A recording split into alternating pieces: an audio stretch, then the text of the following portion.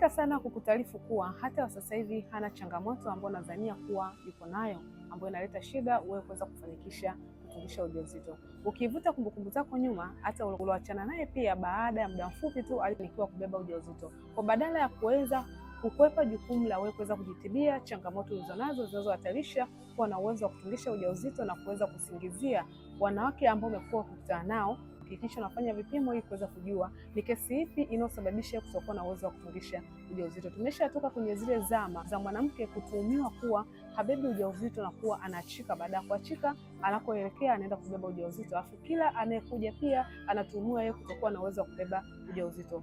Kuna mambo mengi sana yanayoleta shida katika suala la mbegu za kiume na kusababisha wewe kutokuwa na uwezo wa kubebesha ujauzito. Aidha ni mbegu chache au ni mbegu nyepesi au ni mbegu changa, aidha mbegu zako hazina spidi au mbegu zako hazina umbo sahihi. Hakikisha unapata kipimo sahihi cha kuweza kutambua tatizo linaloleta shida katika mbegu zako za kiume na kukupa wewe tatizo katika kufanikisha suala la kubebesha ujauzito. Afya yako ni uwekezaji wako. Kila mwanaume ana wajibu wa kuweza kuitwa baba.